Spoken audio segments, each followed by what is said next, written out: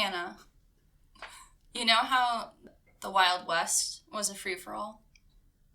Yes. You know, you just kind of, people ran wild, you shoot whoever you want, there's no real, like, law system. Yes. I don't know, why are you laughing? Just keep going. The only time I think in our experiences, I should say, that it's a free-for-all is when it snows a significant amount and then people are just driving on a road that has no lines and you can't see the lanes and people just kind of guess where they think a road is and you just kind of drive. There's no rules. So, just the fact that you're comparing a snowstorm to the Wild Wild West. That's the first thing that came to mind. I couldn't think of anything else to compare it to.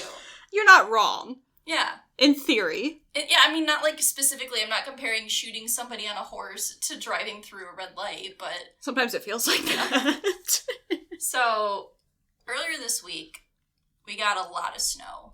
Like, at least 6 inches, but probably more like 8, I would say. Something along those lines. It snowed over, like, one day. And we were driving down to someone's house. And the roads were not plowed, they just had snow. And it was like, I turned on a one-way road downtown, and it's about 4 lanes, maybe 5, and I just was like, I don't know where the lane is, I'm just gonna drive where I think it is. Like, there's a truck to my right, so I'm just gonna drive a lane over from them. People are sliding around. Some people go 60, some people go 10. It's just like a very weird thing. Getting past on a road that's covered in snow by someone with a carrier on top of their car and watching them just swerve across the entire road where I'm like, do you really need to go that fast just to swerve around me, like, and go out of control? It was a sight to behold, Hannah. So then that reminded me of the time we ventured out into the snow when we were home alone and we were instructed to not leave the house. Yeah, we were in high school. Yeah.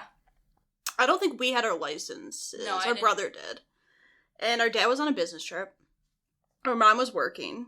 She said, I don't want you guys to leave the house because the weather's pretty bad. Yeah. We're like, okay, we won't leave the house. A couple hours later, we were craving Slurpees. A Slurpee. We wanted, in the middle of a winter storm, we wanted Slurpees. Yeah, and so we're like, it's right down the road. Is it really gonna hurt? It was a straight shot. Like, we just had to make one turn and then the turn into the 7-Eleven. So we're like, it's fine. Yeah, and our brother was driving. And as he turned through the light, he started to drift. Yes. Pretty bad. We were just drifting in the middle of an intersection. We did make it. We got the Slurpees. There also was a van that, like, spun out. Oh, yeah. Like, into a ditch. And when we were at the 7-Eleven, I, like, felt a vibration in my pocket, and I, like, pulled up my phone, and my mom was calling me. And I was like, oh, no. So then I was like, Mom just called me. I just missed the call. Like, I looked, and it stopped. And I was like, oh, no. Well, this is when we still had home phones. We still had a home phone. She tried to call the home phone, and no one picked up. Yes. Which she thought was weird because we told her we wouldn't leave the house. Yes. And there were 3 of us there. So then she called your cell phone. And I didn't pick up. So then she called Austin's phone, and we sneakily constructed a story. We were outside playing with our dog, and therefore we didn't hear the home phone. We didn't hear my cell phone because it was inside, and Austin happened to have his cell phone on him outside. And he was like, oh, sorry, we were outside playing with our dog Maisie, like, we didn't hear the phones. And my mom bought it. She bought it. She bought it. We told her, like, 5 years later that we were like, we went to 7-Eleven, like, we were out when you called. And she was like, I didn't know that. She still brings it up. I know she brings it up. And she said, all that for a Slurpee. Yeah, I was all like, that it's for worth a Slurpee. it. It was worth it. It was worth it in high school. But that was our one, like, disobeying a parent was not to go out to, like, sneak out to do drugs or, you know, go to a party. It was to go drive to 7-Eleven to get a Slurpee at, like, 8 p.m. on a school night. Worth the 5 years of lies. Worth it. It kind of ate me up for a while. It did. I felt guilty. We finally, I think at one point we all just, like, were cracking and we're like, we need to tell her. Mm-hmm. It's, at this point, the damage is, like, it's too far gone. What is she gonna say? Yeah. And we told her that, and she was like, did you really? She's like, I thought you were outside with Maisie. I was like, no. That's what we came up with, so you wouldn't worry. Because if we told her we were at 7-Eleven, then she'd be panicking the whole night. She would have flipped out. She would have not been happy. We save her the worry and the stress at work, where she's already under a lot of stress. And lie for 5 years. And lie for 5 years. That's how you do it, kids. Yeah. It was all fine. It all worked out in the end.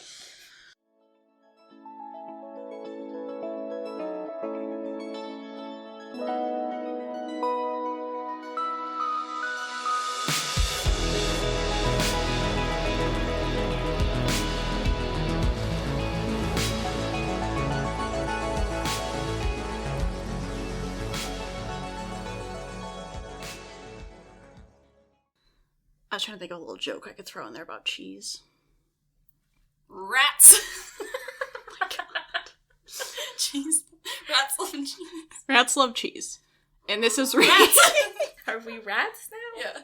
We're Cheese, all rats. yeah. We're rats. Hello, little rat. Hello, little rat fans. I thought you were going to say rascals. Oh, hello, little rat skulls. Oh my god. This is Research Rank Repeats. This is co-host Hannah.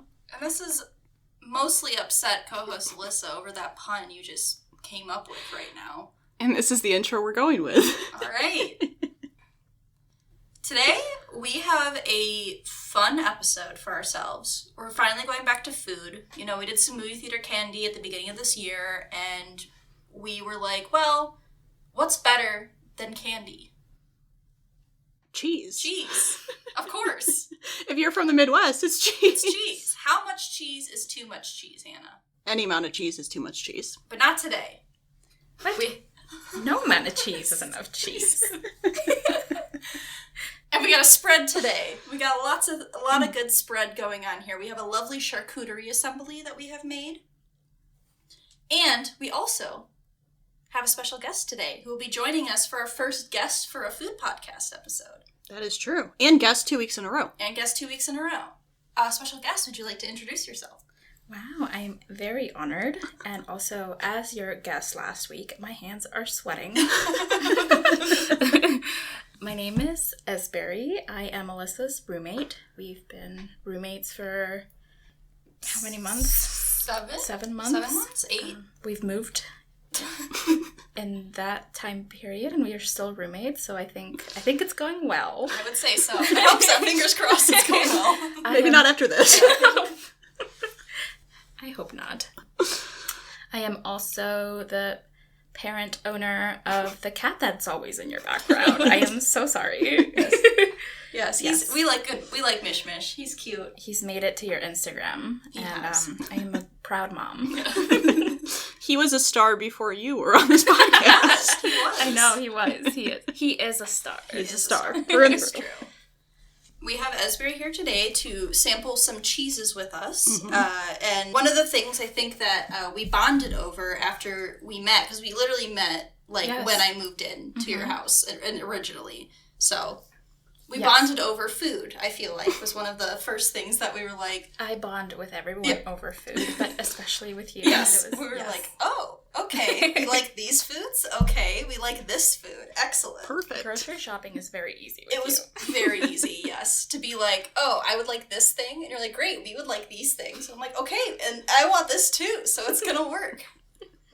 So, you were aware that we like to have our guests speed rank things. I was. And this was the easiest speed ranking I've ever come up with in my life. As soon as we solidified that you were going to be on the podcast, I was like, I know. Well, I am terrified. And we usually like to do something that's associated with what the person's interests and things they like, and also kind of with what we're doing. So as this is a food-based podcast, yes, I would like you to speed rank the hot sauces in our fridge. So okay, your options, you have Cholula, okay, the original, and there's also a green pepper one. Oh yeah. So those are separate. Valentina. Yes. Yes. There's the Nashville Heat. Oh yes.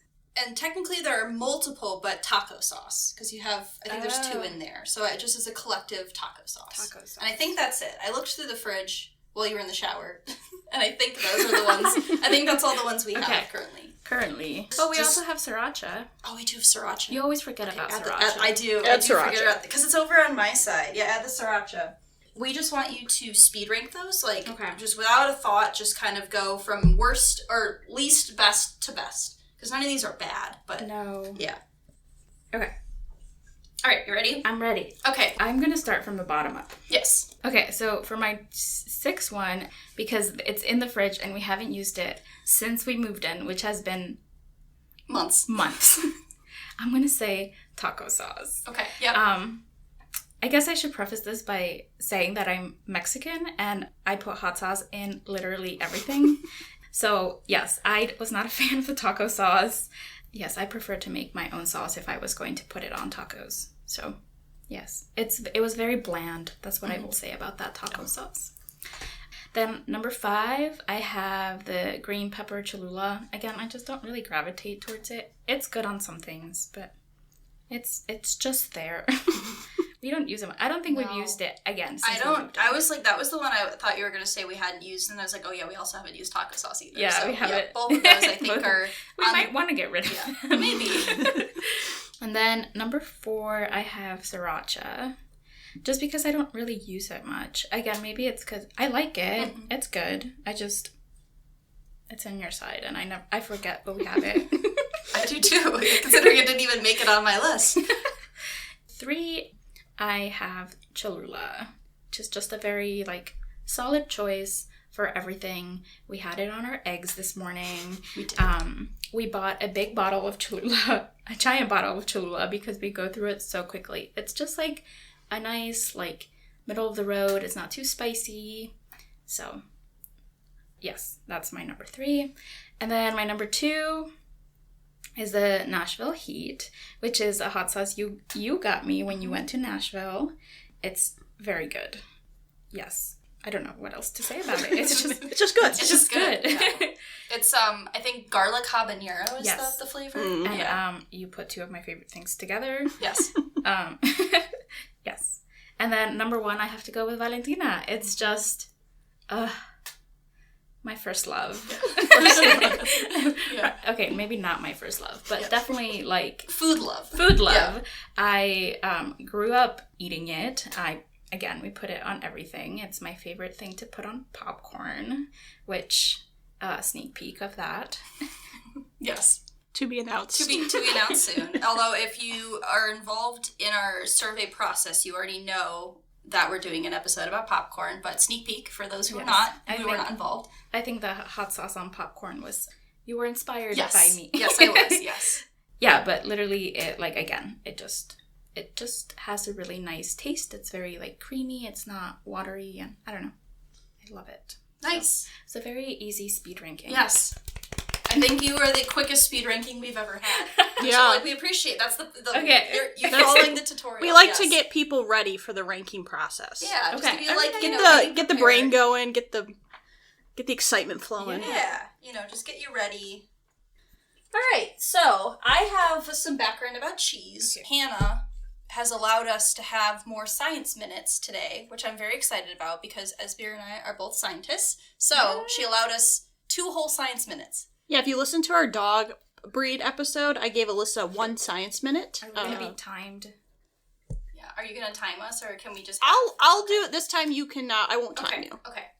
So we have some science behind a few things. I have gotten some science about cheese making, and Esberry has gotten some science about wines. Yes. It's a very surface level about wines. Which is totally fine. Yeah. But yeah, so we have, just to describe, before we start this background, what we have going on. We'll also be posting photos to our Instagram and social media if you would like to see what we have spread-wise. We have a lovely bottle of wine, a young Chardonnay that was selected by our wine expert. Okay. In the group of the 3 of us, you know the most about wines, having taken a wine class. 1 wine class. A wine class, though. And 1 more than I've taken. 1 more than you've taken, yeah. Okay, I'll take it. So we're drinking a young Chardonnay, because that pairs well with cheese. Yes. We have several different cheeses we will describe to you when we get there. We have a couple meats. We've got some jams. We have pomegranate, raspberry, grapes. We've got hot honey that we're going to put on one of the cheeses. So we got a huge spread going on. I'm very excited. This is kind of serving as like our late lunch, early dinner also. So we're very thrilled just to be eating food in general, regardless of the podcast. Always thrilled to eat food. Always thrilled. So first I have some general background about cheese, and then I will go into my science minute. Okay. So cheese. Cheese is a dairy product formed by the coagulation of milk proteins and fat. So essentially, you take milk from a variety of animals. Most commonly is cows, sheep, and goats, but buffalo milk is also used. It was the traditional way to make mozzarella as well. And also, so there's also some weird animals that make cheeses. Camel milk is used to make a cheese called caracane in South Africa. So there's over 1,000 types of cheeses of different styles, textures, Chex Mix. Blooper. Yeah. Of different styles, textures, and flavors, depending on the type of milk, the diet of the animal who produced the milk, the pasteurization method, the content of butter, fat, bacteria, processing, the aging, and then also what's used to, like, added to it, because you can include herbs, spices, and, like, wood smoke even. So the coloring of like the rind of cheeses, or just like cheeses in general, is created with substance called annatto, which is created with the seeds of the achiote tree. Achiote. Achiote tree? Yeah, I think, yep. Something like that. That's how maybe I would pronounce it. Okay. So a cheese specialist, someone who like buys and sells cheeses, is known as a cheesemonger. Cheese is considered to be very valuable, like a valuable food resource, because it is portability, it has a high shelf life, it's got a high content of fat, protein, calcium, and phosphorus, which is good for your diet, in moderation, of course. Not today, though. So hard cheeses, such as like a Parmesan, last longer than a soft cheese, such as a Brie, just in terms of the shelf life. And then also cheeses that have a rind have a longer shelf life than those that do not. So the origin of the word cheese comes from the Latin word casus. The root of cheese is quat, which is Kwat, which means to ferment. Throughout history, it became cease, like Ciese, and then became cheese, like just throughout time of like the linguistics of the word. The actual origin of cheese predates recorded history. So we don't exactly know when cheese was first created. It's estimated to be roughly about 8,000 BCE, either in Europe, Central Asia, or the Middle East, when sheep were domesticated. So it could be any of those locations. They think that cheese was created possibly accidentally. Sometimes people would store food in the like stomachs and intestines of animals just for storage in general. And so it's possible that somebody was storing milk in like a animal stomach and created curds and therefore cheese. So the earliest like recorded note of cheese is in the 2000 BCE in tomb murals in Egypt. So it shows cheese, like depicted as cheese in murals. The world's oldest cheese, like remnants of cheese, were found in a tomb in 12,000 BCE.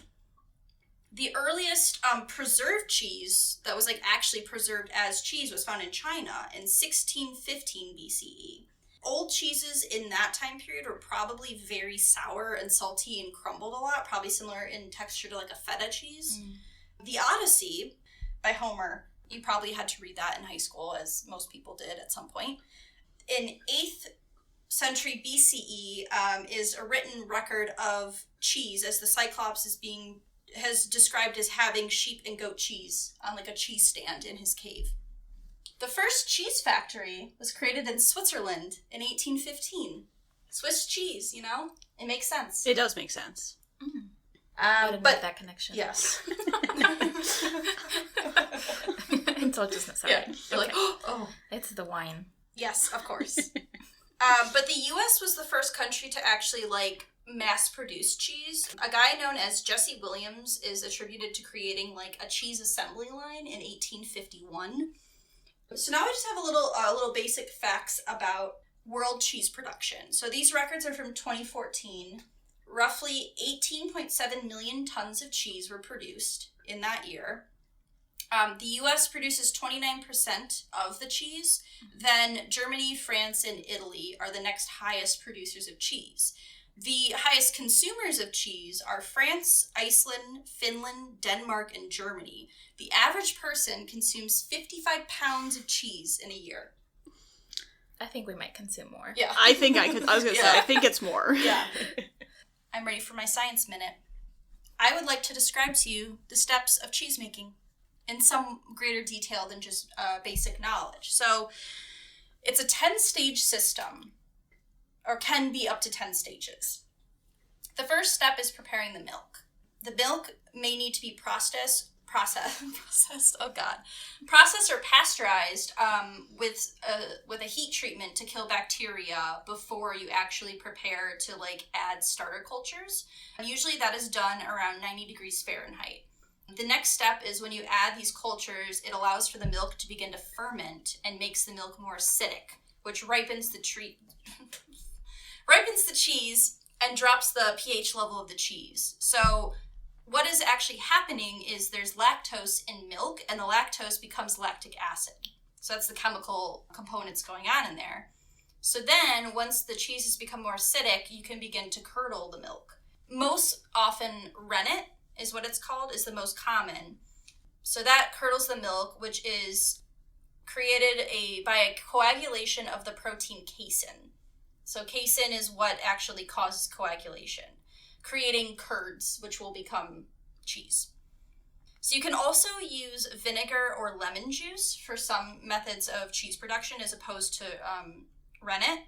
Vegetarian alternatives to cheese can actually be made using a fermentation of fungus. The most common one is a fungus known as Mucormyia,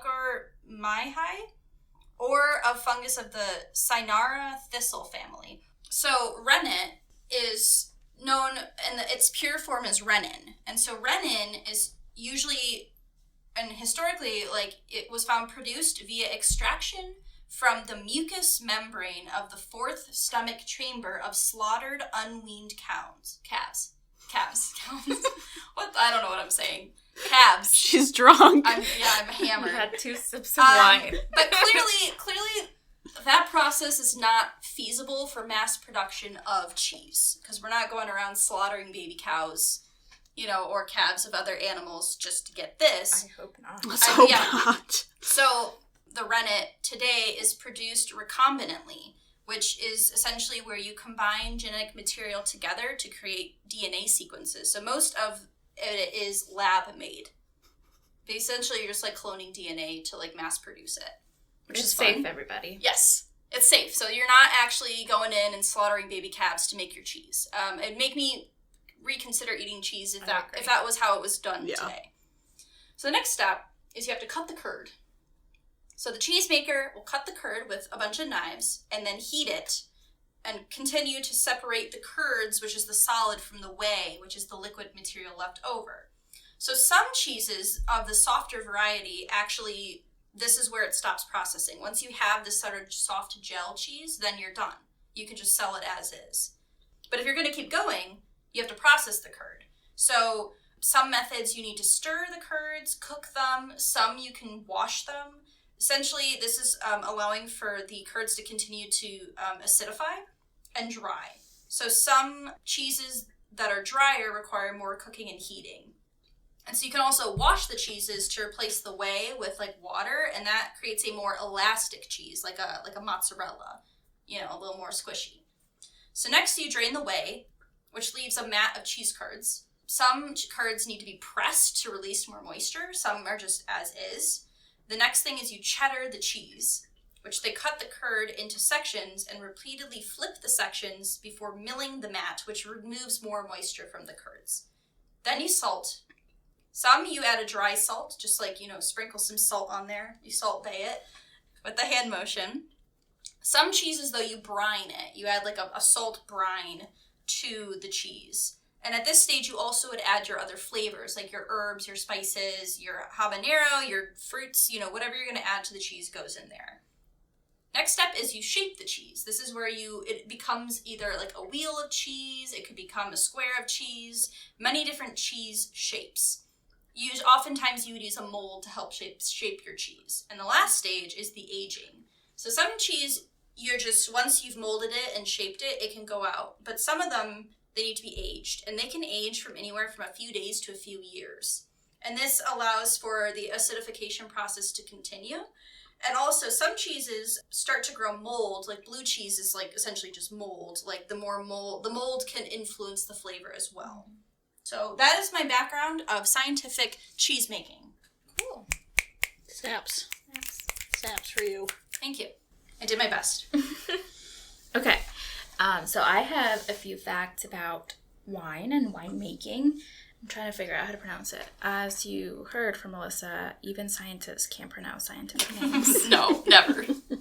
Yeah, so the science of winemaking is enology. Enology, okay.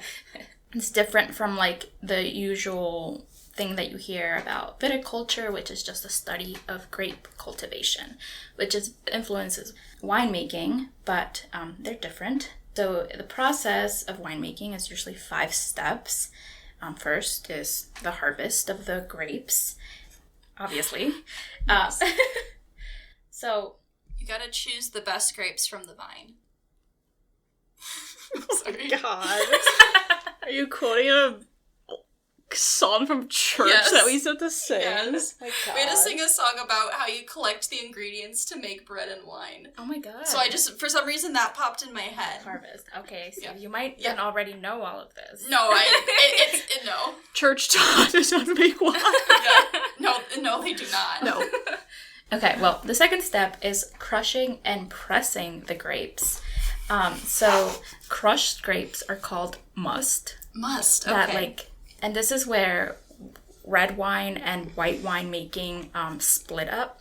So the skin of the grapes is what actually gives like red wine the color. Oh. So if you're making white wine, sometimes you don't use red grapes, but sometimes you do. And if you're making a white wine out of a red grape, you usually just separate the like liquid that comes out of the grape from the skins. Okay. If you're making a red wine, you let that skin, you leave it there to like get the flavors, yes. More tannins, as you usually hear from wine experts, which I'm not. Yes. You are to us. Melissa and I would never say that word, so you clearly are an expert. Well, yeah, a lot of times when you hear about wine, and they're like, how much tannins are in here? Okay. But there is just a snob, whoever says that to you. So the third step is fermentation, which I will go a little bit more in depth. The must will ferment without human intervention if you just like crush some grapes, which in the past they usually did that with their feet. Yes. Did you know that? Hannah and I were both, when you said you have to like crush the grapes, there's the Grape Lady video. Yes. On YouTube, oh my gosh. This woman is crushing grapes and falls out of her bucket and is like It's dying. iconic. I have seen it. Oh no, oh my, she might actually be hurt.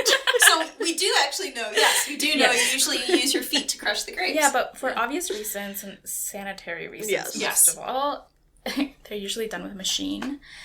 But yeah, to ferment the grapes, you either can like leave them out in the open for quote unquote wild yeast to start the fermentation process. So it's yeast that comes from the air, or yeast that is already in the grapes and in their skin, or you can inoculate them with a commercial yeast, which is usually, it's called the Saccharomyces cerevisiae. Again, okay. Yes. Scientific names are hard. Oh, don't worry. We are no strangers to mispronouncing things constantly. We've been doing it since our first episode. So this type of yeast is also used in bread making and brewing. Okay. Oh, for like beer. For beer. Okay. Mm-hmm. That's why the cerevisiae. It's Ceviche? No, ceviche is something completely different. That just came to mind. So in Spanish, beer is cerveza. Oh, okay. So that's why it's just like, this is used for beer. Oh. That makes sense. And also in Spanish, cheese is queso. Sorry, this is very off yes. topic. I'm so sorry. When like wine is left to ferment, the sugars in the grapes, as in most alcohol fermentation, turn to ethanol, which is the same as alcohol. So this can be from 10 days to a month, and sometimes more, depending on the type of wine you want to make. The fourth step is clarification. So you then kind of take these solids that you would have on especially red wines, and you like mix them up and like put them in different containers, and then you start filtering them. And then winemakers can add like egg whites or clay or sometimes other compounds to help like the yeast cells and like other solids from the must attach to them and then sink to the bottom. So that way they can move that like wine in whatever container they have it into another one and be ready for bottling. And that's the last step, which is aging and bottling. And that's usually, sometimes you straight out of like the clarification process, you bottle it and you can age it like that, or you can send it out into the shelves, or you can have some additional aging in bottles or in stainless steel or ceramic tanks, or more commonly as you see large wooden ovals or small barrels. So they're called barriques. Oh. I don't know. I guess it's a French word, but Okay. yeah. So overall, wine is 98% water and ethanol, and 2% acids, sugars, volatile flavor and aroma compounds, also pigment compounds, and tannins, the fancy word I used before.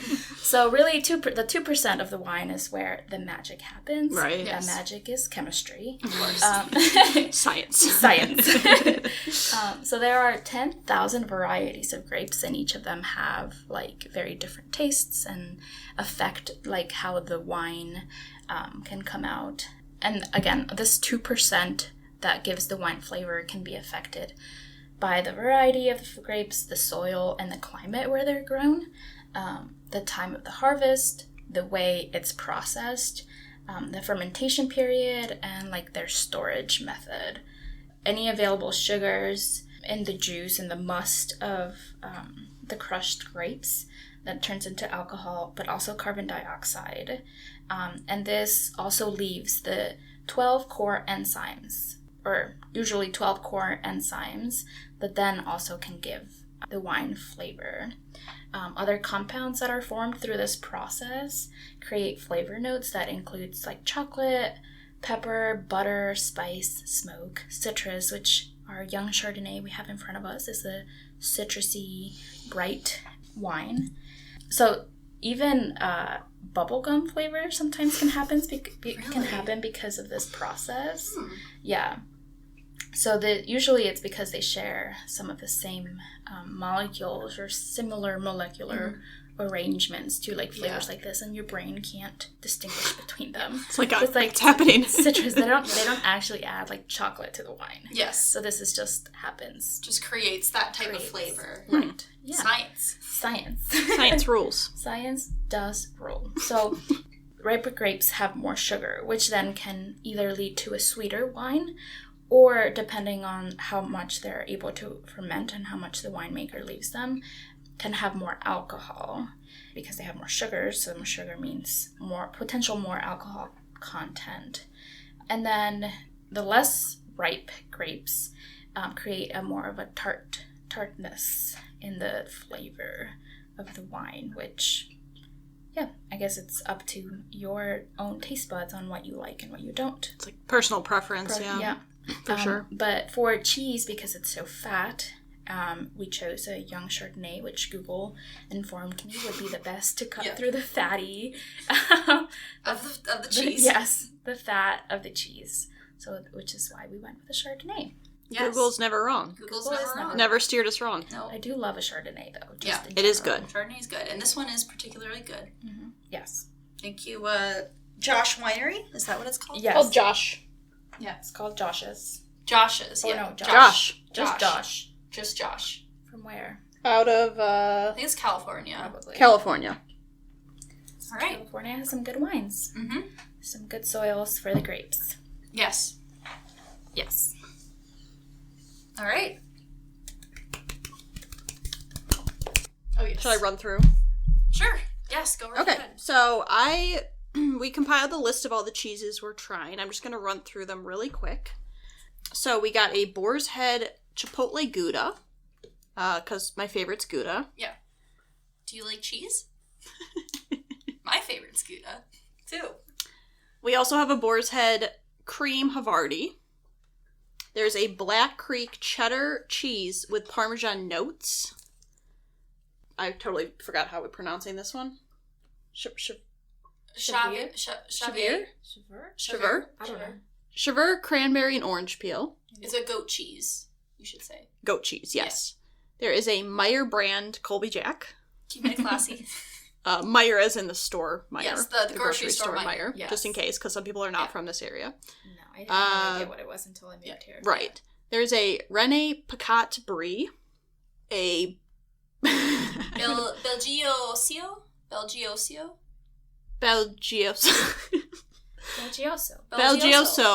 Burrata. guys say it like you know what you're saying, and then that way nobody will question it. Yeah. Belgioso Burrata.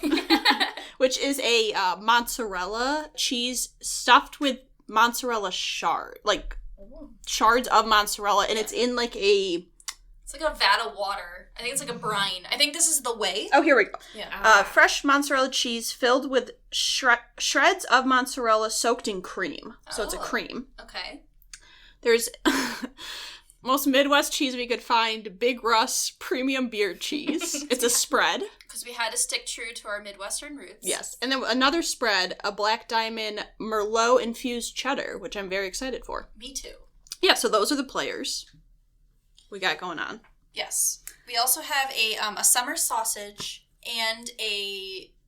What was the other meat? Salami. A salami, yes, yeah, we that's also have salami. a salami that, so what we're planning to do is we're going to try the cheese, take a bite of just the cheese pure, and then we are open to make whatever combination we like. We have crackers, we have bagel chips, we've got jams, so we can create our own concoction of what we want the cheese to taste like. So we can kind of create our own flavor notes, you know? Because part of cheese is how cheese pairs with other things. Yeah. Because I said, like, for my ranking, I personally, for cheese, in order for it to be, like, good, it has to be able to combine with other things as well. You know? Yeah, so we're going to run through. We bought an extra whiteboard. We did. We got a new whiteboard for our guests, so we could all have a whiteboard. You guys are the best. Still the best purchase we've made for this podcast. I would agree. Was the whiteboards. So we're gonna go through. I think we should start. Yes, where do you want to start? Let's start with something we know. Okay, so the Colby Jack? I think we should start with the Colby Meyer. Jack. Yeah. Meyer, a classic Meyer Colby Jack cheese. Let's start with It that. has been in our fridge for a few days. I think more than a few weeks. weeks. It's aged. I cut it from the other end. Okay. So the end we The did. fresh end. Yeah, the fresh end. Okay. Yes. So I'm going to I'll grab the one that had the fuzz on it, potentially. Colby Jack to me is just like a very, like... It's pretty mild. Mm-hmm. There's not a lot that comes through. I feel like Colby Jack is mainly, for me, a pairing cheese. Like, I'd put it on a sandwich, or you'd mix it in with things. Like, I wouldn't just necessarily eat Colby Jack separately. I associate Colby Jack mostly with, like, melted. Like, I feel like when I eat Colby Jack, it's, like, mixed into dishes, or, like, people use Colby Jack on, like, grilled cheese. Like, I feel like it's very much like a melted cheese. I don't eat Colby Jack a lot just, like, plain without being melted. Okay. Yeah, I agree. Yep. So now I'm going to make my concoction. I think I'm going to add a meat and a little bagel chip. Just a little salami action here. Yeah. I think I think that's the move with the Colby. kind of gets lost for me a little bit with like all the other strong flavors. Mm-hmm. That's what's interesting about Colby Jack is like it's not on its own you can taste it, but when you mix it with the salami and the cracker, it just went away. I think, though, what I do like is the creaminess. Yeah. It adds, like, that kind of creamy texture, like a really mild texture. Yeah. I feel like it's a cheese you're not eating to taste, like, to get the flavor of that cheese. It's more, for me, like a pairing cheese. A little wine. Oh, yeah, I forgot to drink my wine during it. To cleanse the palate. Mm-hmm. Cut through the fat. Mm-hmm. Yeah. All right, what do you want to do next, Hannah? Maybe we should do one of the spread cheeses. Sure. Let's do... I kind of just want to get the beer cheese out of the way. Okay. So this is the Big Russ premium beer cheese out of Old Kentucky. Mm-hmm. It's a spread cheese, so I'm just going to spread it on. Because you can't really try it on its own. I mean, I guess you could, but I'm going to spread it on. I might do it on a little bagel chip, actually. I'm going to do it on a normal cracker. Yeah, I think think that's the move for me as Oh, well. here you go. Thank you. I guess I could have used my tongs like a person. I will pass this over Okay, to you. sounds good. Now I had, I feel like I got a lot. You put a lot on there. I feel like cheese in terms of the Midwest is most commonly associated with Wisconsin, Yes. which is a major cheese producer, also because it's just a very dairy. The cheese center. heads.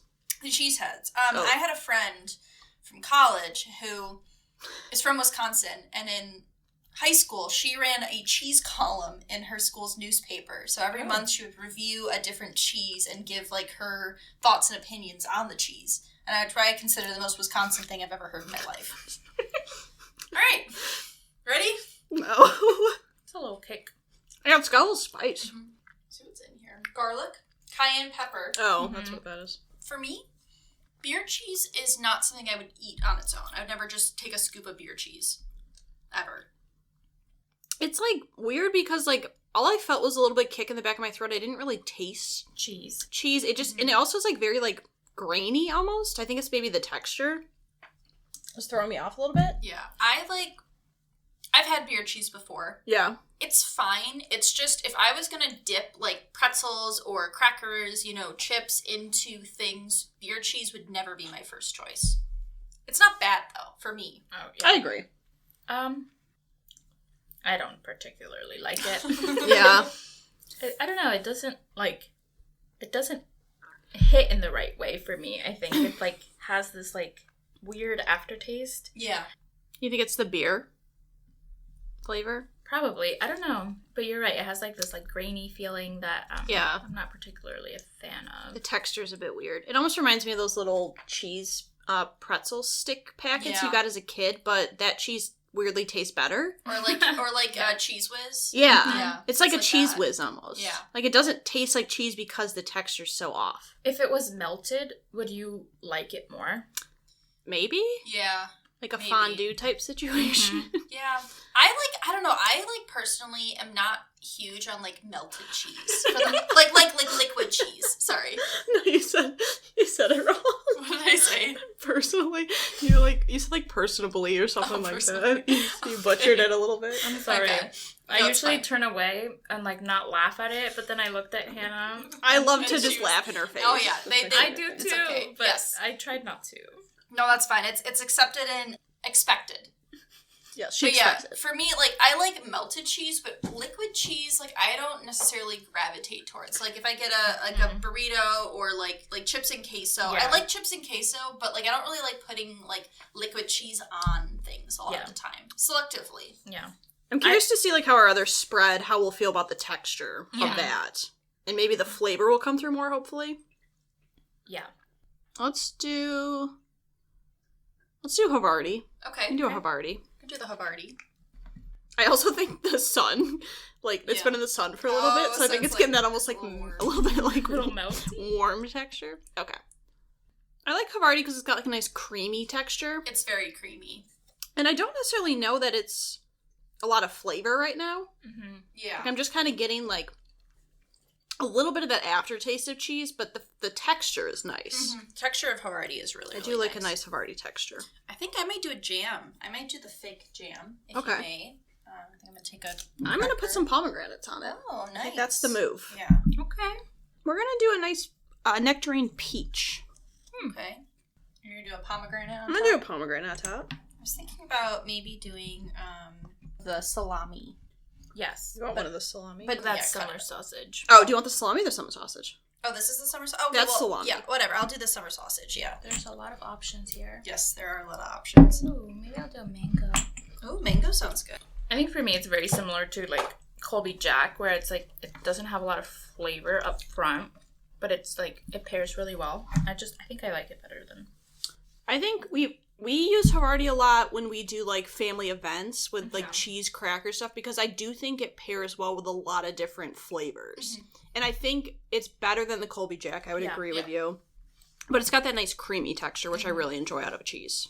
Yeah, I was going to say that we are no strangers to a good meat and cheese board for the holidays. And Havarti is usually one of our options we always have. We tried to get cheeses we hadn't had before and also cheeses we have had so we could kind of compare them together. But Havarti is usually in our cheese board, and it does pair really nicely with meat. Yeah. It pairs nicely with crackers, with fruits, with jams, like, because we all tried a different thing with this one, and we all came to the same conclusion that, like, it's just good, but just, like, it complements. I think because it doesn't have a strong taste, it actually helps it because it can be paired with a lot. Like, some of the cheeses that have very strong taste, like, they only work with certain other tastes because it kind of clashes.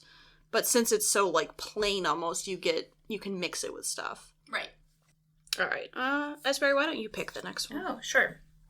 Why don't we try the cranberry? Okay. Ooh, yes. That is What is it the called? cranberry and orange peel, and that was a goat cheese, right? A goat yeah. cheese. Yes. Which this I'm one looks very excited pretty. Yeah. about it. You can see the cranberry and the orange in it. Yeah, it also kind of is like, Ooh. it was a lot of it surrounding the It exterior smells- it of smells the cheese nice. roll. It was in like a roll, like a Swiss roll form. Oh, shit. It's fine.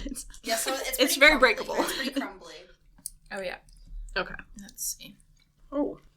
Well, I really like that. Yeah, this is a cheese you can eat by itself. Because goat cheese is not necessarily my favorite, but because the cranberry and the oranges, like, they work really well, I think it's actually, like, helping me a lot. Yeah, they complement it really well. You get like a strong, like cranberry orange taste up front, and then you get like the goat cheese, which like kind of subdues the like creaminess of the. It's like I think like the citrus kind of helps with the like acidity, because like the goat cheese is like kind of sweeter in general than cheeses are.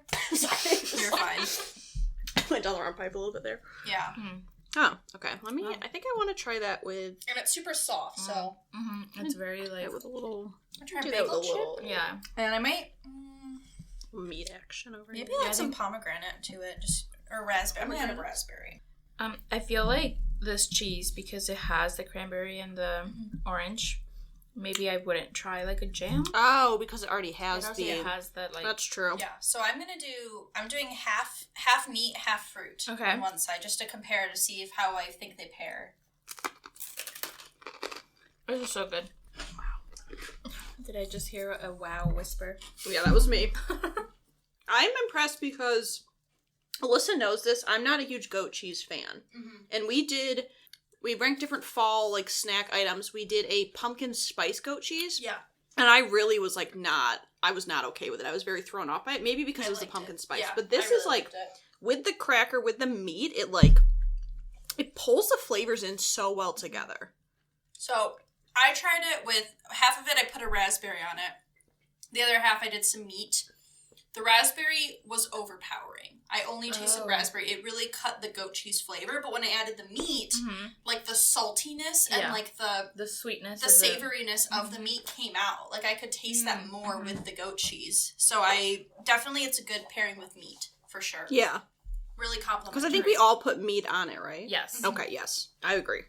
Yeah, my second half I preferred to my first half. With the I kind of fruit. agree with you, though, about not putting a ton of, like, extra jam and, like, because there's already fruit flavors in there. I feel like if it was just the goat cheese without like this added Then stuff, you then you could. could put a jam to like kind of cut through Right. the taste of the goat cheese. I could only taste the raspberry, and I didn't. And you taste didn't that get cheese. it afterwards either? No. So like the acidity, I guess, of The the acidity, raspberry. yeah. Like Was that overpowered at it all. Meyer, or where did you find that? At Meyer. Oh, Meyer. that's good. Yeah. They had a different. It was like a blueberry. Too, Ooh. but we thought the cranberry orange would be the more interesting of the two. You were correct. You were correct. Alyssa, you're up. We got this. Let's do the spicy Gouda. Okay. Let's do the. All right, so yeah, this is a spicy Gouda Is it flavor. Chipotle Gouda? Chipotle Gouda. Yeah. Ooh. The scent is like, you can immediately smell You can smell like the spice. the spices, Yeah. which I like. No, we don't have pepper jack, but I am a big fan of pepper jack cheese. I love pepper jack. Yeah. We thought, well, we were going to do pepper jack, but we also kind of wanted to try like a spicier cheese, and this was like, I wanted to do Gouda, so this was a way we could kind of get both. Yeah. And not have to eat like 20 cheeses. Right. Yes. Exactly. it's It kind of tastes like pepper jack to me. Yeah. it's not very like, there's not a Almost lot of dry. spice. It's almost dry. Like my mouth is dry after I've eaten this Yeah. cheese. I was kind of waiting for that kick. You didn't get a piece then in your chunk. Yeah, I mean, Oh, I had, there's a- I had some herb in here. it comes in after the cheese. Yeah. After the Okay, I creaminess. taste a little piece there. It is very dry. It's You're like right. the texture's kind of odd as a plain cheese. So I'm curious to try some of it with other things. Yeah. Mm-hmm. Oh, I might have left the rind on too. Just I'm gonna do cracker, and I think I might actually do. break this Maybe. up. I want to try some pomegranate seeds on one side and then meat on the other side. Here's the pomegranate.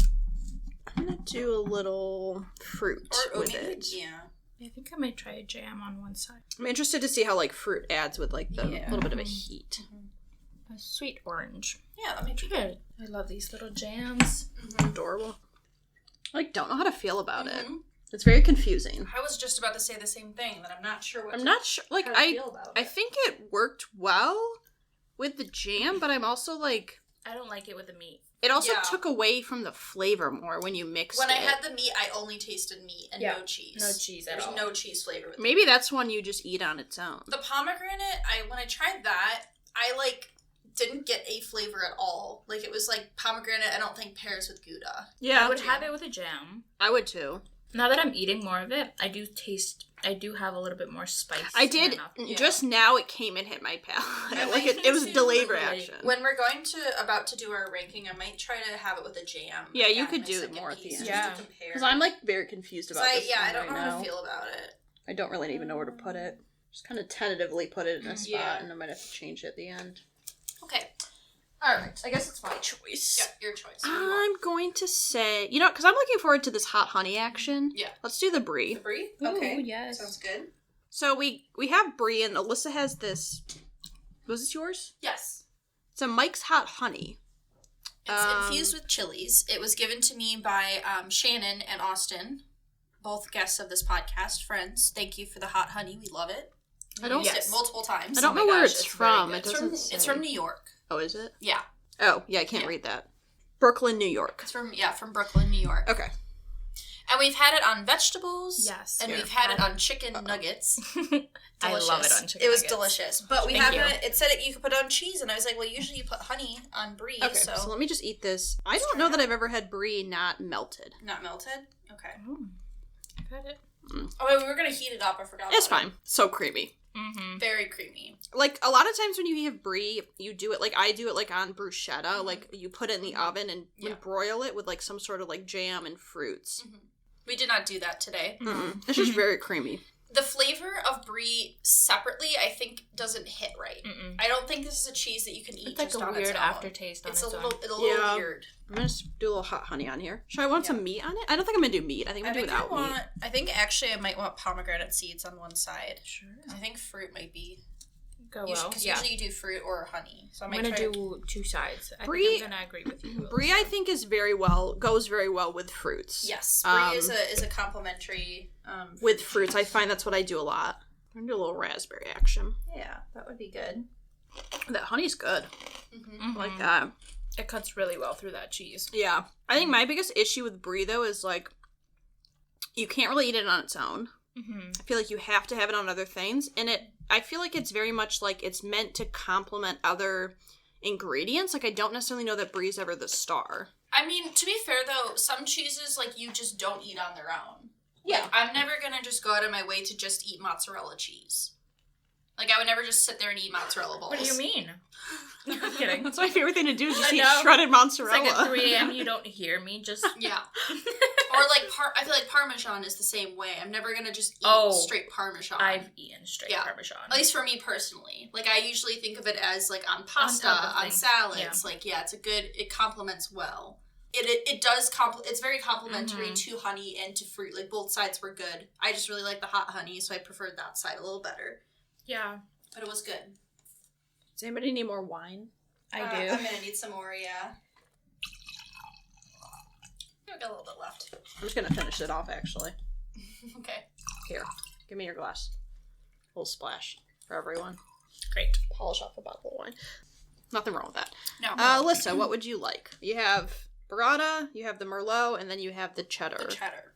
Let's do maybe the spread cheese. Okay, which one? The Merlot. The Merlot? Yeah, let's do the Merlot. Oh, yes. So this is I think it's a cheddar. I think it's a white cheddar. I think it's a white cheddar. Yeah, so it's a Merlot and cheddar. It's very pretty. It is very It's- pretty. yes. It's like like pink. pink. I'm gonna do a cracker. I think I'm gonna do a cracker as well.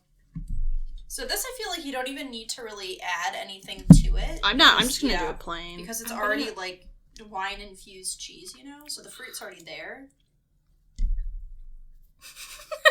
Oh, no. Oh, no. Oh, or good? I don't know. That shit is good. I like Okay. that. Okay, I'm gonna add extra. Maybe then. because I like wine. Good. I'm being I'm honest. just adding some It extra. just tastes like creamy wine. Wait, I'm gonna try it. Oh, it's like very interesting. The texture's a lot nicer than the beer cheese. For sure. Oh. It's also confusing my palate. Yes. Mm-hmm. I think it's like a little too sweet. It is very sweet, isn't it? I want to try it on the bagel chip. I just want to compare to see if that's any different. Is it better? Yeah, I wonder how it pairs with meat. Yeah. I don't think it is better with the bagel With a chip. bagel chip? Is it like, Yeah. is the like the other one just a little too creamy? I don't know. I just think it just like, maybe because it's like there's other herbs in there or something. That's true. The bagel chip does have some I'm cheese. gonna try a little bit of meat too. Uh-oh. Oh no, sorry. I'm gonna Sorry, get I cheese could- all over the microphone. That changes it. Does it? To me, it changes it with the meat. It's really good with raspberry. Go with the raspberry? Maybe because of Merlot, like... Yeah, just kind of brings out the Yeah. accents. We could add raspberry to this. We did. We forgot to add raspberry to our wine. Oh no. What? Yeah, it's Merlot-infused cheddar. Merlot cheddar. Yeah, I cheddar. don't really get the cheddar. I actually I do have taste the cheddar. cheddar. Yeah, But I also love a good I cheddar, love so... cheddar too, and I could taste the cheddar. I can, like, very much hear that water in the headphones. It's a little segment for your ASMR. Little ASMR action. 2 for you. Thank you. And 2 for you, Glen Coco. You go, Glen Coco. Also, in case anyone was curious, I'm writing an orange because we're doing cheese. I thought about Yeah. that. I ended up going with blue. I just had black. Classic. Oh, God. Oh, no. Oh. Oh, no. So what do you think the move is? Do you think we... Let's try the mozzarella. Yeah. And then end with the cheddar? And Because then we end just with had the cheddar. Yeah. So I think do this, that. you, like, spread it? Okay. Okay. I'm Don't gonna really try know. a chip. It looks very, Yeah. very creamy. Well, yeah, we have to eat it in 2 days. Yeah. This one on the thing says, It's a soft cheese. for best soft results, cheese. eat in 2 days, so. For best results. You want me to look up how to eat a burrata? Like, what does it pair with? Well, it says right here. Oh. What does it pair with? Yeah. Tomatoes, fresh basil, olive oil, salt, and pepper. To me, probably. You can fair serve it on well. meat. arugula or Okay. pair with fresh grilled vegetables and cured meats. Cured meats. Cured meats, perfect. meats. Okay. You like I kind of broke inside into Oh, it. there's like a thick layer. Like, look at. Oh, look at this. I got the stuff from the Ooh. inside. Oh no. I wonder if it tastes different. Yeah, I don't know. It's like It's probably there's, the texture. it's like Oh. a thick texture. That My brain's like. I don't. Are you supposed to take this out of the water to eat it? Like, I don't understand. Well, you like eat the. You can eat the whole thing. Well, it's just like it's coming. It's I got the inside portion of what you're getting. Good luck. Thank I you. wish you well in hell. This is interesting. Huh. I think it pairs really nicely with the chip. Like, I liked the flavor. Yeah. It definitely tastes like mozzarella for sure. Yeah. I agree. With the meat, however, I didn't really get the flavor Of the cheese. of the cheese. It disappears. It Yeah. disappears. Like it on its own, it. I can see how it'd be good with like olive oil and like salt and pepper drizzle. Yeah. But yeah, it just loses the flavor. Yeah. That's interesting. I really like it on its own. On its own, it was very smooth. Very, like, almost creamy. Like, I was expecting it to not be super strong because it's really wet. But Yeah, but it ta- like came across. Yeah. Like, it was a very nice flavor. This is hard. I know. I really like it. I just don't think it goes well with many With a lot of things. stuff, yeah. Yeah, the last one is a cheddar cheese with Parmesan notes. I love cheddar. Ooh. I love cheddar so much. That's a really good cheddar. It's a good cheddar. That's the most pungent flavor. That's the most, like, of a cheese, if I was going to eat it by itself, it would be this one. Like, I could just eat the cheese. It really comes through. Yeah. Ooh. Oh.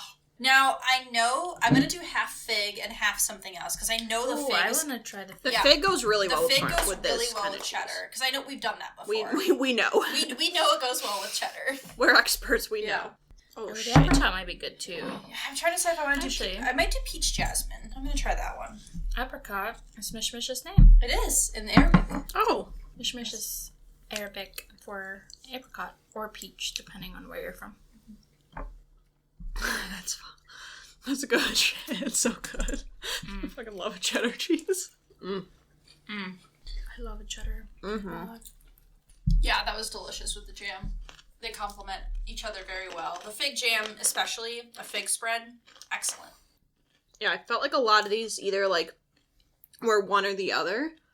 Where, like, either they tasted really good on their own or they tasted really good complemented with something. I think this one is, like, can go both ways. Because you can still taste the cheddar, but it, like, just meshes well. Love that. And paired with other things, the, like, cheddar taste, if, like, you're not a particularly big fan of it, it, like... It mutes tones it a down. lot. But you can still taste it. Right. Because some people probably wouldn't like it on its own because Yeah. it's very, like, you can taste it very well. Yes. But when it's with other stuff, it really does mute it down, but you can still get that little bit of bite. Like, some of them just, like, the flavor disappeared. Completely Yes, disappeared. In this, you can still get it. It's just a lot more subtle. But the creaminess comes through. Yeah. So what we'll do is we'll just take, like, a minute or two. Like, if you want to try any other cheeses, you want to... Try some different combinations. Right, of and do, like, your cheeses. ranking again. Because I want to try this Gouda again. I need to try a couple of them. Yeah, I'm very confused about this Gouda still. I just also want to eat the goat cheese. Oh my gosh, I just want to eat my other slice since we have it. I might as well eat it, right? So I have a fun fact about night cheese. So cheese is high in calcium. And so the calcium in cheese helps promote the use of the hormone tryptophan, which reduces stress. And tryptophan then produces melatonin, which helps you fall asleep. So there's a belief that eating cheese helps you sleep better. However, there is a folk belief that it can cause nightmares, probably stemming from A Christmas Carol by Charles Dickens, because Ebenezer Scrooge makes a comment about when he's hallucinating, I think, Bob Marley, that it must have been the cheese that he ate. We're gonna have lots of nightmares tonight. We're gonna have so many nightmares. Anyway, that's my fun night cheese fact. My fun fact was that bread, which we didn't have today, but it's common with charcuterie boards. We have bagel chips. Bagels. That's like bread. Bread. Yeah. It was the first food ever canned or preserved in that way. It was actually bottled in a bottle of wine, corked, and then boiled to, like, bake it? Yeah. Yeah, it was for, like, soldiers going off to war. My fun fact is that I like cheese, wine, and bread. I like that. I like it. I like turtles. Just eating all the rest of your cheeses. Yeah, why not? Right? They're there. We already Yes. cut them, so might as well eat them. I will eat them. I'm more confused now. I don't know. One that I thought I didn't like as much, now I'm liking more. Can I say this is like the most I've enjoyed one of our foods? Yeah, Because oh I my just gosh, fucking so love fucking good. a nice Yeah. wine and cheese night is Yeah. amazing. Yeah. Well, because we would do this anyway. Like, we normally just eat meats and cheeses But and this stuff is like like, that, at and least we wine. had a productive... Yeah. We're Wine not and just cheese. stuffing our face with... We're actually giving something. Yeah. I mean, I would do it on my own anyways, yeah. but So good. Wait, maybe Same. I'm wrong. this is the most cheese I've eaten in a long time. I'm a I little bit know. afraid.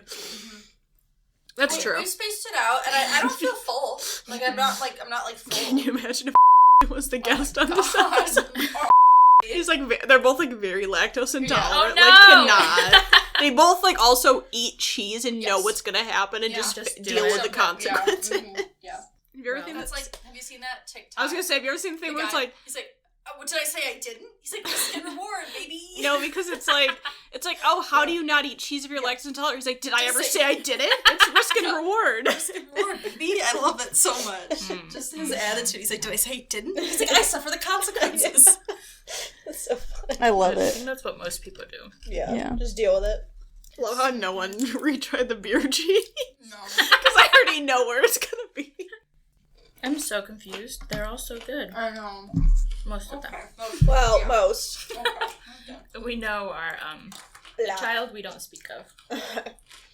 It's Bruno.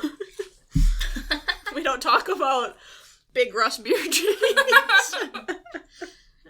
The outlier. Yeah, liar. I think I'm starting to feel the wine a little bit too. Alright, I think I've solidified. Okay. I think this is as good as it's gonna. I'm just gonna keep going back and forth. As usual, this is as good as it's gonna get. So, after a lengthy deliberation where we tried cheeses again and sampled some things, we have finally come to a conclusion. Yes. Most of that shit will be cut out. Yes. But some of it might stay if the conversation is interesting. If I decide to keep it, we'll see. But I think we will have our guest start first. No surprise here. I don't like the beer cheese. Out of all of these, I think that one's the one I would not have again. It's just a weird aftertaste. Even when I've had it in other instances, I don't gravitate towards it. And I always regret getting it.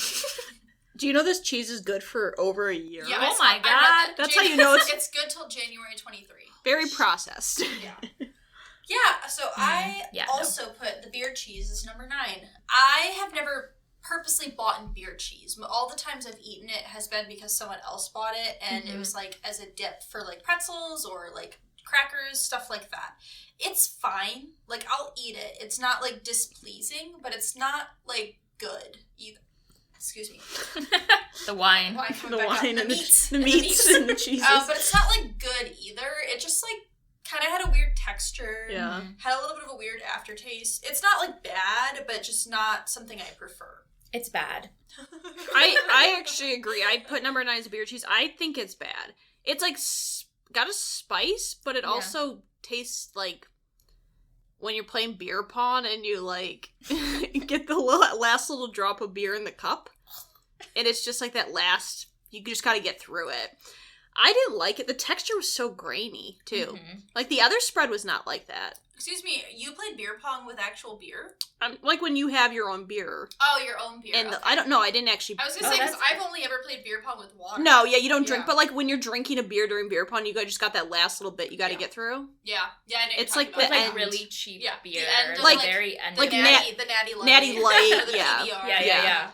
It just is not good, and it's just I don't really see the need for beer cheese. Sorry, Midwest. Sorry Midwest. Sorry, yeah. Wisconsin. I guess Kentucky, because that's where this is from. I'm not sorry. Sorry, Big Russ. Yeah. We Sorry. did not like your cheese. Yeah. Cut that out. We don't want your fans from Kentucky to hear that. I don't know that we have any fans from I don't know if Kentucky. we have any fans. Well, you're not going to get any.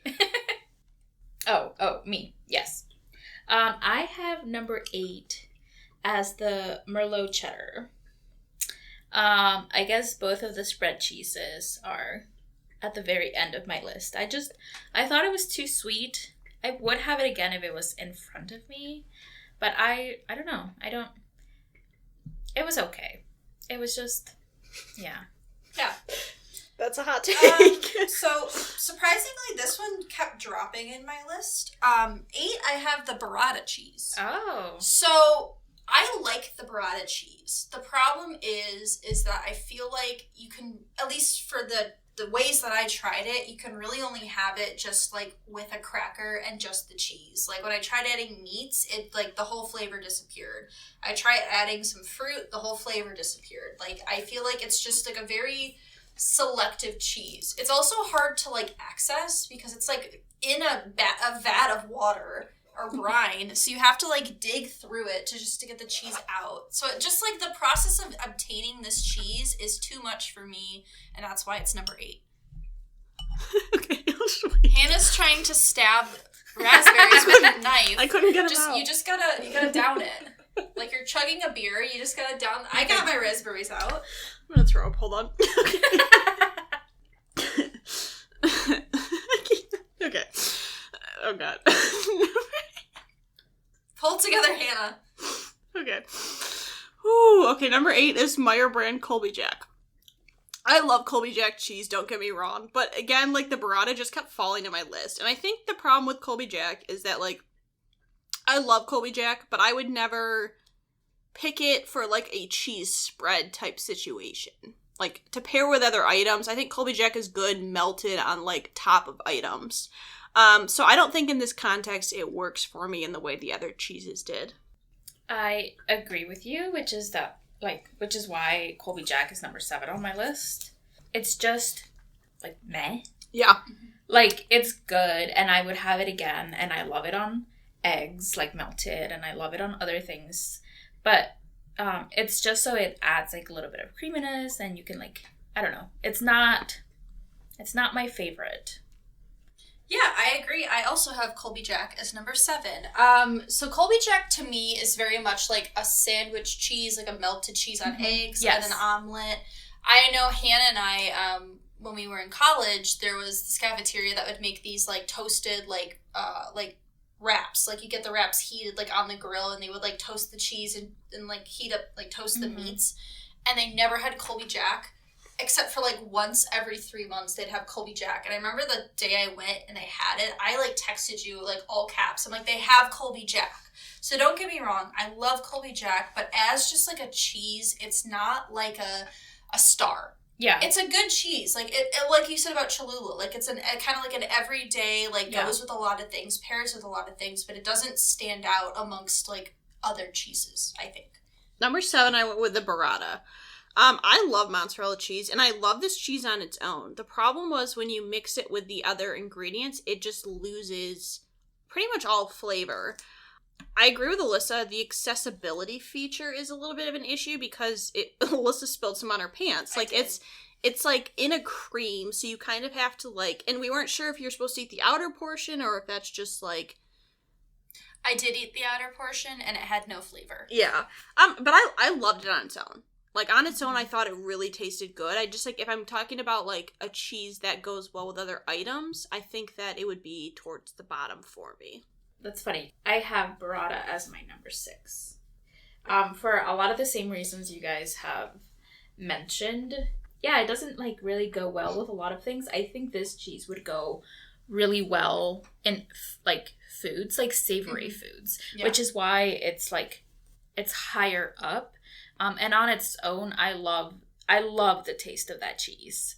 Yeah, and if it wasn't in, like, gross cheese water. Like cream. Like the what whey, is it called? The whey? Or brine. I don't know. It's either a whey or a brine. I think it would be higher. I don't know. Yeah. I think that, like... It's kind of, like, displeasing to look at. Yes. And you have to, like, really dig. It's not on your picture for Instagram. No. Which says a lot. Yeah. So number 6, I have the Merlot cheddar. And I liked the Merlot cheddar. I thought it was good. I just, like, am not a huge fan of, like, spreading cheeses. Like, in comparison to some of the, like, harder cheeses, it's just, like, not, up there on my top cheeses. I thought the flavor was nice. I thought it paired well. It did have a good texture, way better than the beer cheese, texture-wise. But it's just a little bit lower than some of the other cheeses on this list for me. Number 6, I went with brie, which was very shocking to me because I love brie cheese.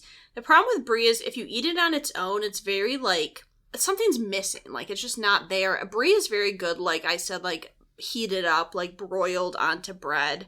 But I think the problem for me with that is, like, I want cheeses that I could eat on its own and it, like, holds up. I don't want to have to rely on other ingredients. But the texture, the creaminess of it is amazing. For my number 5, I have the Chipotle Gouda. I kind of shocked at how high this one was when I first tried it. It just kind of kept getting, it's like the middle of the pack. I think it goes well with a lot of things, even though I would pair it with a lot of like sandwiches and stuff. That's what I mean by like it would go well with a lot of things. And I like the little bit of kick that it has at the end. So that's why I have it higher than like Colby Jack, because Colby Jack is just like meh, while like the Chipotle Gouda has like a little bit of a kick. It has a little bit more interest, and so yeah. Yeah, I also put the Chipotle Gouda as number 5. This one started at number 8.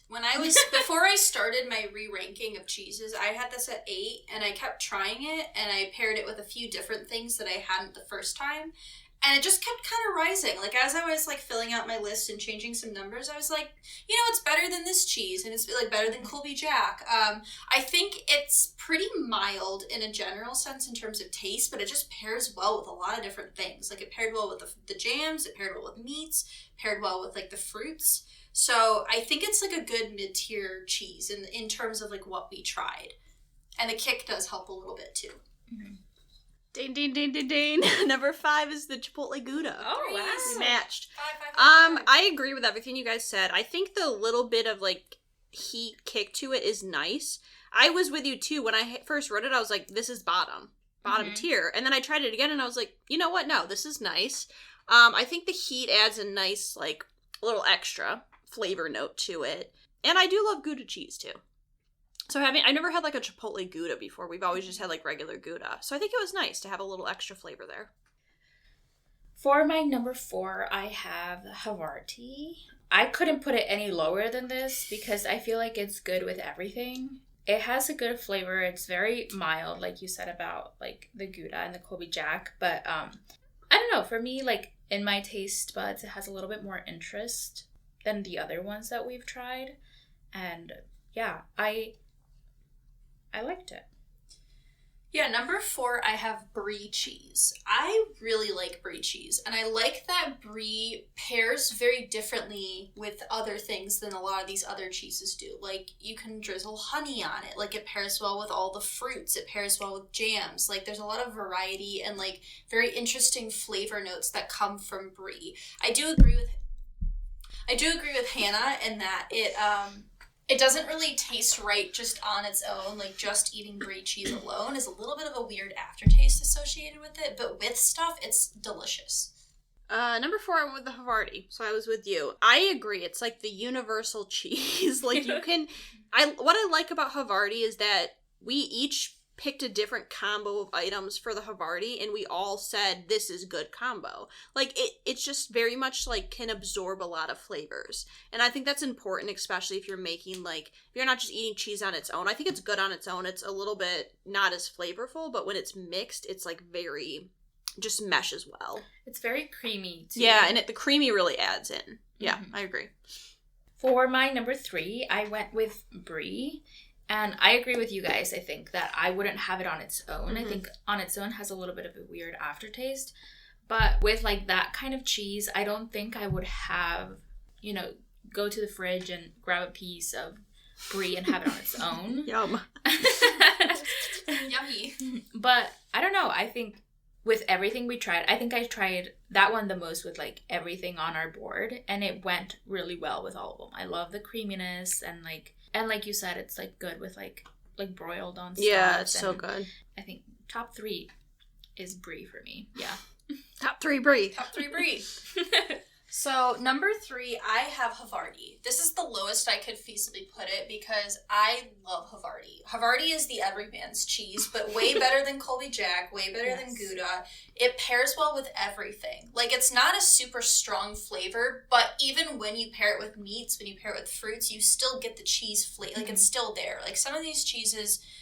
they get overpowered by the other flavors, but I feel like the texture and the creaminess always come through. Like, you can always get that sort of like creamy, like it's a little bit of a softer cheese than like a Colby Jack or like a Gouda is. So I feel like that complements a lot of things really well. And I feasibly could not put it any lower than 3, even though I technically I think brie is like flavor-wise better. I just think Havarti goes well with everything. So it's just like a really good cheese. That's why I couldn't put it lower than 4. Yeah. Number 3 is the Merlot and cheddar, which you guys both had a little bit lower. I had it as number 8, and then I tried it 4 more times. And every time I tried it, I liked it more and more. I think, in terms of like a spread cheese, it's one of the better ones I've ever had. A lot of times with spread cheese, I agree the texture is really weird, and it's like, even the texture compared to this, to the beer cheese was a lot better.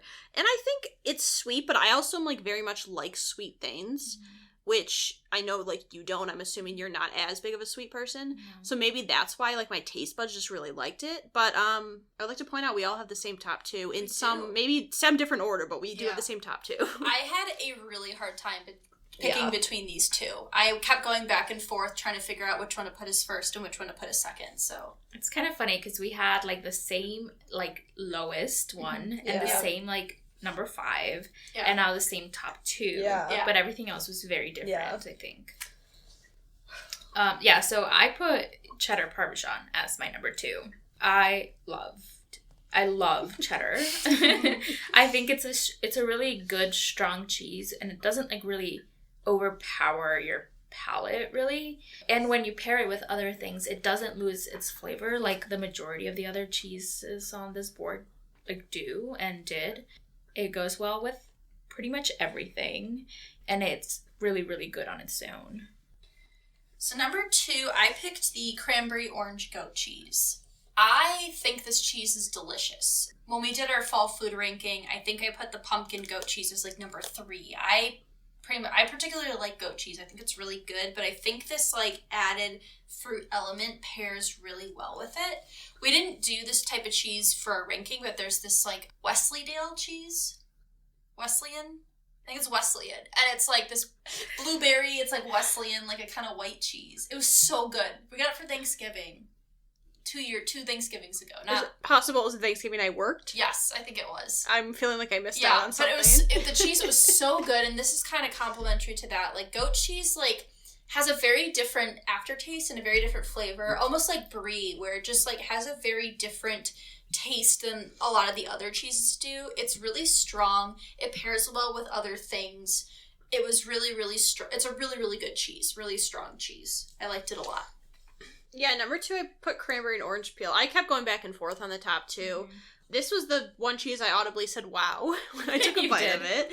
I think it pulls the flavors together really well. I'm surprised because I don't like goat cheese, so the fact that a goat cheese made it to number 2 is, like, shocking to me.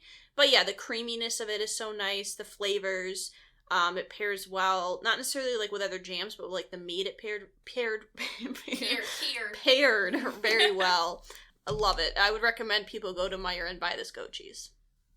That's my recommendation for the podcast. I think it's all of our recommendations is it's in our top 2. It was my number 1. I'm just speechless about this cheese. It's very, very good. I do like a goat cheese, but I like, before trying this one, I don't think I would have been like, oh, I love goat cheese. But I think that, like, it's given me, like, a different appreciation for goat cheese, because even if it's just goat cheese on its own, now I'm going to be like, okay, maybe I'll try it with something more sweet, and it goes well with, like, the cured meats. I don't know. I just loved it, and I could eat it all day. It's very creamy and delicious. Yeah. So number 1, I put the white cheddar with the hint of Parmesan, and oh, this cheese is so good. It's so good. It's like the texture is so good. The flavor, like I took that first bite and I was like, I'm in heaven. This is so good. And it like cheddar, this cheese works on its own. I could just eat slice after slice, or I could put it and combine it with other flavors, and it pairs very nicely. It almost had like a nutty taste to it almost. No? Am I the only one? I don't know. Let me try. Yeah. Almost like a savoriness to it, no? Okay. It is savory. Yeah. It doesn't taste like peanut butter, though. Okay, but just wait. There is a little bit there's of like a like little There is a little bit. Yeah, so Okay. I got like a little hints of that, which I thought was really interesting, and it's just like, it's so good. We saved the best for last, and I am very happy to call it my number 1 cheese. Yeah, I'm with you. Number 1 was the cheddar cheese with Parmesan. I think the reason I picked it as number 1 is because on its own and with other things, to me, was the one that hit both marks like 10 out of 10. Like, to me, this was like the most pungent flavored cheese. So if you don't like strong cheese, you probably would not like it on its own. But I will say I like it because I think if you don't like strong cheese, you could eat it with other items and it would still be good. It's so nice, and like the fact that it like mutes itself with other flavors, but you can still get that little bite of it at the end. 10 out of 10. Love it. Yes. Love it. Love cheese. Mm-hmm. I love cheese. Oh, Me too. God. Love cheese. Okay. So we usually just like to run through the rankings, like just run them back in order. My least favorite cheese is beer cheese. That was my number 9. My number 8 was the Merlot cheddar. Number 7 was Colby Jack. Number 6 was the burrata. Number 5 was the Chipotle Gouda. 4, Havarti. 3, Brie. 2, the cheddar Parmesan. And number 1, the goat cheese, the cheddar cranberry goat cheese. All right, I have number 9, the beer cheese, then the burrata, the Colby Jack, Merlot cheddar, Chipotle Gouda, Brie, Havarti, cranberry orange goat cheese, and then number 1, I have the white cheddar with Parmesan. And then I had 9 beer, cheese, Colby Jack, burrata, brie, Gouda, Havarti, Merlot and cheddar, cranberry and orange, and then the cheddar with Parmesan notes. Parmesan notes. Parmesan notes. Yes. It did come through. It came through. Yes. Got a Very little bit good. of that. Very good cheese. Yeah. Yeah. I mean, that was thank you for joining us for this lovely food spread and charcuterie board experience. Thank you for having me. Yep. This was amazing. Not gonna lie, I was sweating at first. Yeah. And kept sweating, but it was fine. I told Austin the first like half year of this podcast, I was just like sweating every single time, like constantly. I think the wine helped. The wine did. It loosened us up a bit. Yeah, it did. Plus the cheese, it's like good conversation over cheese and wine spread. Yes. But it's dark outside now. Yes. Yeah. It's been a solid 2 hours. We just solidly hit 2 hours recording. Wow, okay. Yeah. Not to mention the setup, which was like 30 minutes. That was, yeah. So, not our longest one. Not our longest one. We had a guest one that went like 3.5 hours. It was so. it was endless. Love food. We love food. Cheese, love wine. Yes. Can't complain. My favorite things all in one. Yeah. Yes. With really good people. Good conversation. Yeah. Next week we're gonna die. We wanted to torture ourselves. Yeah. Yeah. Look forward to that. The snow will surely blow. I don't know. Oh, God. because what we watched blowed. Blowed what? Ass? I don't know. Blowed ass.